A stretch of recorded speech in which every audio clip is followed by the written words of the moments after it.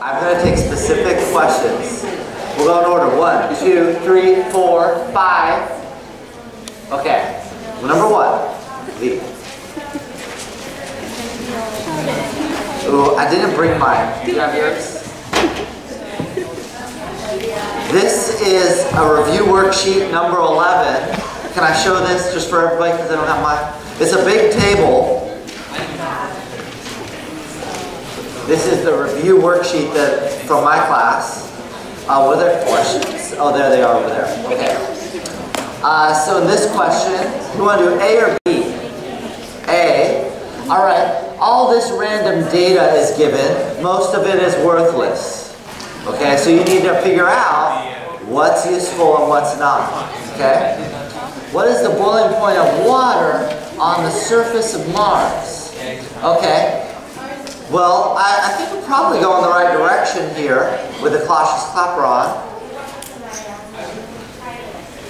Okay. Well, you know at Earth pressure, 1 atmosphere, what the boiling point is. Right? That's 1 atmosphere, 100 degrees C. You got that point. You also would need, let's see, what's the boiling point of water on Earth? Oh, they even told you, just in case you didn't know. Is there a boiling point on Mars? That's what we're trying to find. And is there the Mars surface pressure? Oh, here, yeah. So you got that number, you got that. You got Earth's surface pressure. Those two go together, that's right. You got this together with the other temperature. And you have the delta H of vaporization. You do, right here. And you got 44,000, that's good. I'm going to guess it's probably a math error somewhere then. Yeah, 3 times could still be a math error.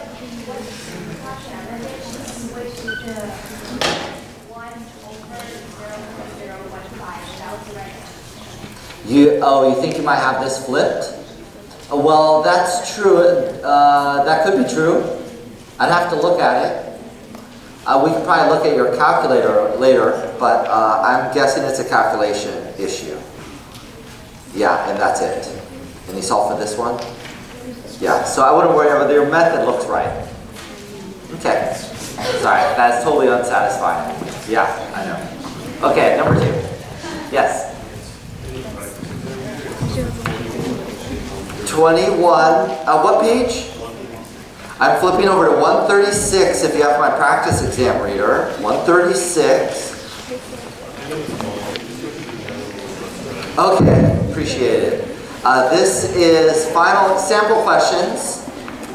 26, 21. Oh yeah, I like this question. Okay. All right. The general concept is it's a will it precipitate question. Q, will it precipitate, right? But the problem is, and it's for this compound, so let me write out Q. So Q for that compound would be zinc, 2 plus, and oxalate. I think it's oxalate. Yeah. Okay, so you need those, you're going to compare it to K. That will tell you if it'll precipitate or not. The problem is, I don't think we have the concentration. So sodium oxalate is 0.1 molar. You're halfway there. The problem is the other half is really painful, or fun, depending on your perspective. So you only have that number, you need this number to do the calculation. Well, how do you find that number? Well, it's all mixed up in a solution of this. So you need the final concentration of this after mixing at equilibrium. So it's a molar solubility problem, or really I guess a equilibrium concentration problem involving Kf. So you need to now go zinc. I'm going to write out the reaction now. That's 4 NH3s, aqueous.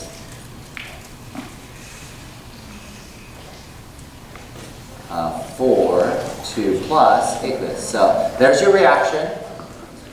Again, you need this concentration. You don't have it. So you're going to use the ice table. And then the key part is finding what the I line is. Okay? So you're mixing equal volumes of these. So what am I going to do, anybody with the molarities? Half them, 0.01 and 2. Do that, 0.01, yeah, and 2 and 0. I would like to start the ice table. Let's just confirm that I can. Yes or no? I need a 0 on the unfavored side, which I don't have. So you have to pause your joy for a second and do stoichiometry. So I'm going to minus the smaller number here and minus what number here? 4 times that number, because there's 4 of them. Plus 0.01. And so I'll get 0. 1.96 and 0.01. Now can I do the ice table? Yep, I have a 0 on the unfavored side, which is the left-hand side. So I'll go plus x plus 4x minus x. So here's the second place that that 4 will appear, is right there. Yeah. I thought I did. Didn't I? I don't know. Oh, it was 2. I was supposed to write 1 here? Is that what you're saying? Sure, I'll do that. 1. They're informing me that I should have wrote a 1 there. So this is 0.96. Okay, cool. Thank you. Is that helpful? Solve this. You're going to find the zinc 2 plus concentration. And you're going to put that number right there. So basically what happens is whenever a complex ion forms, it's incredibly favorable, right? So it uses up all of the zinc essentially. But then it reestablishes a little bit of it. Like, is that what the ice table is for? Is it sort of... Correct. So let me repeat what was just said. This is extremely favorable, so stoichiometrically we're shifting it forward. The reason we can't start the ice table here is because if we subtract or add an x, this x is going to be so tiny, you're going to be adding it to technically a very large number, and it will disappear, and it will mess up the ice table. So that's why you have to do stoichiometry first. But if you're adding it and you're making, it's shifting a little bit this way, it's there's nothing lost in the rounding, essentially. Okay, good. Next, who is 3? 3 is passing and doesn't want to play anymore. Number 4. 4 also forgot who they were. Oh, there you are. Hi.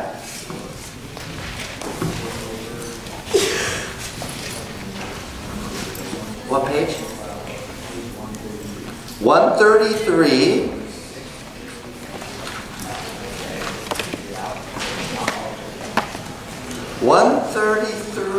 There's a problem maybe with the answer. Let's double check. I don't even know.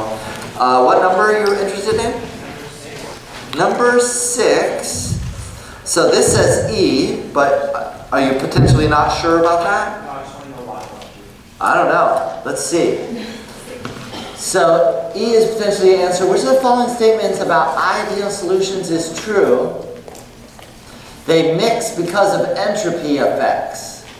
That's true. So when you mix 2 solutions, you're increasing the entropy. Because you have 2 compounds kind of coming together, it's going to give us more microstates, increasing the entropy. That works. The heat of solution is true. So this is recent chapter, A. B is old chapter. The heat of solution is 0. If you have an ideal solution, that was just something to remember, the delta H of solution is 0.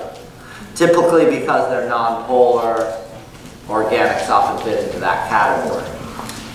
The vapor pressure varies linearly with composition. That's true. That is in the reader. Aha, hey, perfect. The page I was on, basically. This is page 47. If you vaguely remember this is 2 compounds, both A and B, drawn in one graph. So if you look at A, that's just using partial pressure of A equals mole fraction times the pure pressure. Well, because it's just a linear function, you're plotting the pressure versus the mole fraction. The slope is the pure pressure, and that's it. And so it's a line. We did a problem that you probably forgot by now, but was acetone and chloroform in class. And because they were not an ideal solution, there can be either what's called positive or negative deviation because of that. And that's all described right below the graph right here. Okay, so that was true. It should be linear. The forces between like kinds of molecules are equal or almost equal to the forces between unlike kinds of molecules. That's generally true. They're equal and opposite. So if you think of a magnet, the magnets of the same poles draw them together, and the magnet of opposite poles push them apart at approximately the equal and opposite. So where that might be, what that is referring to is also the deviation. Down here, you can have positive or negative deviation. It'll sort of go equal and opposite depending on what you're mixing together.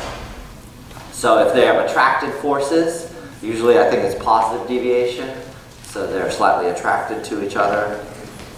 No, it's negative deviation if it's polar, negative is down, and then positive deviation if they're opposite, polar with a non-polar, they don't mix.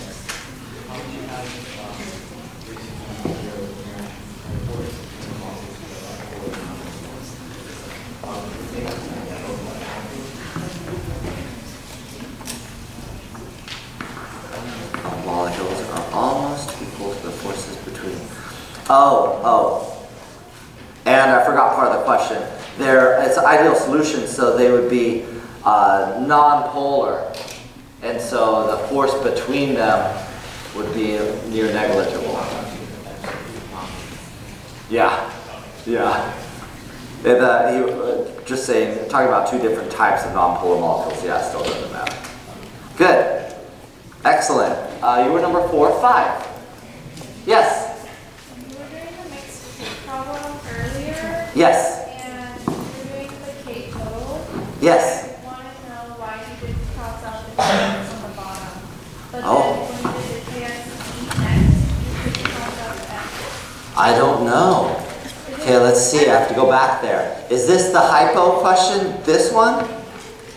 Yes. So the K total, how can you keep the X on the bottom? How come you can't cross it out? How do you know when to keep the X and not keep the X? Okay, let's go. Easier one is the other one. This one. Let's do this one first. I think it's the simplest. You're going to drop the X usually on KF problems, KSP problems, weak acid, weak base, all of those. You're usually going to drop the X. Why? Because the X is going to be on the unfavored side, and the unfavored side means X will be small. Okay? You're not going to drop the X on your pretty normal or typical equilibrium problem, way back when, reader chapter 14. You're usually not going to drop it there because K is not necessarily really large or really small. And not always, but you do have to check, but you're not always going to drop it here either. And the reason is, once you multiply KS, P, and KF, and we'd have to double check this by actually multiplying those two numbers, it's going to tend to not be a very large or very small K.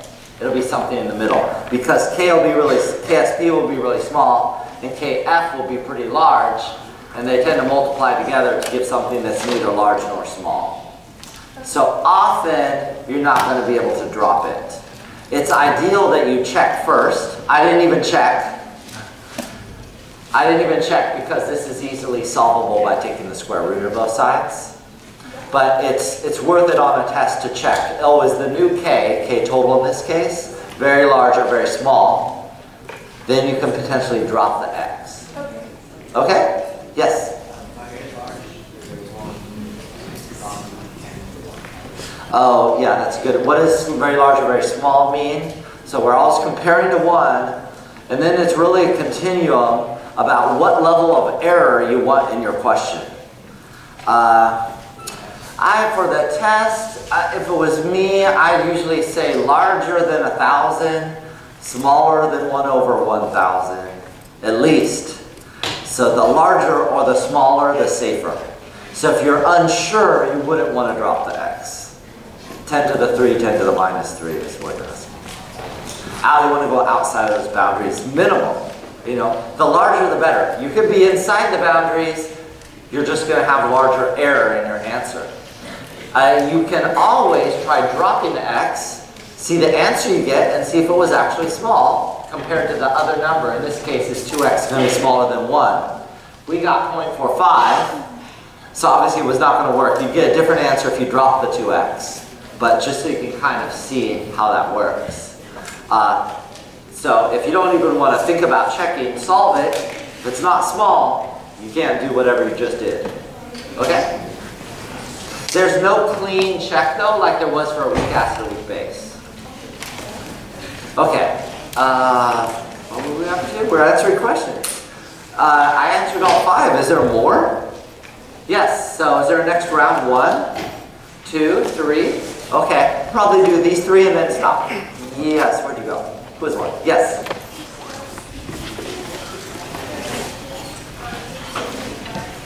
Page.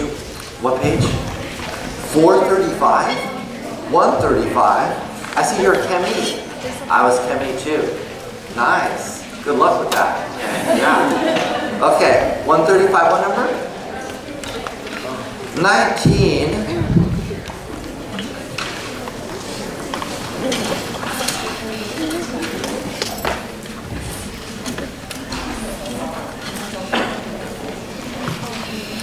Okay, this changes from yellow to red in the pH range 6 to 8. State the color of the indicator. We'll assume for the following solution, this would have a pH 7. So it should have changed color already, but even if it's in the middle, because red dominates over yellow, you're probably going to just see red anyways.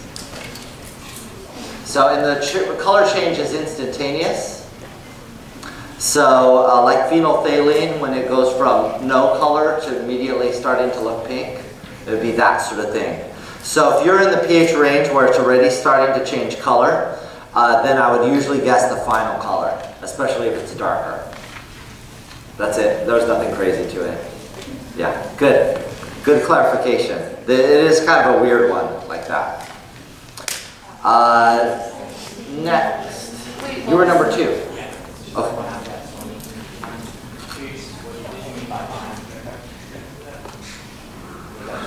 There are several factors that limit that.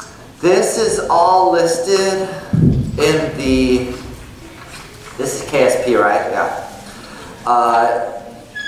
In the factors that affect KSP, let me find it. It's in the KSP chapter. There was one section that we just did pretty quickly and verbally.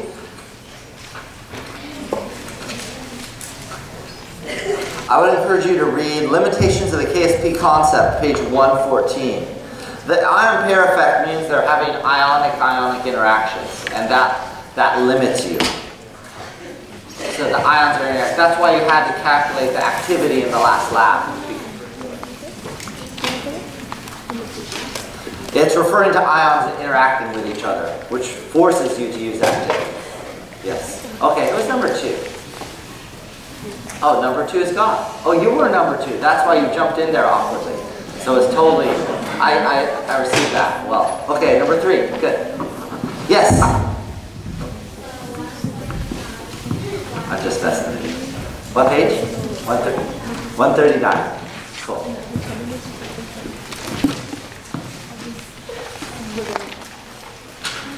What number? 42. Okay, this is number 42. Which is the most volatile? Oh my, this is a good one. Forgot about this question. Thanks for asking it. Okay, what concept, anybody, do you think we're going to use to solve number 42? Intermolecular forces. That's right. Because volatile, we're talking about vapor pressure. Okay, so when you see volatile, you would want to have thought vapor pressure. Okay, so the force for for A is dipole. B, and I'm talking about the major force. B is London, C, dipole, D, London, and E, dipole. So it's between B and D, because London is the weakest force, right? So how would you choose between B and D? Oh yeah, the molar mass. So the lowest mass is B, so it'd have the least amount of London or the highest vapor pressure. Any questions on that? Does everybody know why A, C, and E are dipole? Okay, A, C, and E are all dipole. What shape are all three of them? Actually, all of them have what geometry? They're all tetrahedral. The only way a tetrahedral will be symmetric is if all four groups are the same. So B and D are also called what? As far as polarity goes, they're non-polar. So they're fully symmetric. All four groups on the carbon atom, the tetrahedral atom, are the same. A, C, and E do not have the same four groups. For example, A has 3 bromines and 1 hydrogen. It's unbalanced. It will be polar. A, C, and E are all polar. And so because they're polar, they have a dipole, and so they will have a stronger force or lower vapor pressure. All right? I think we're done. Cool. I'm going to stick around for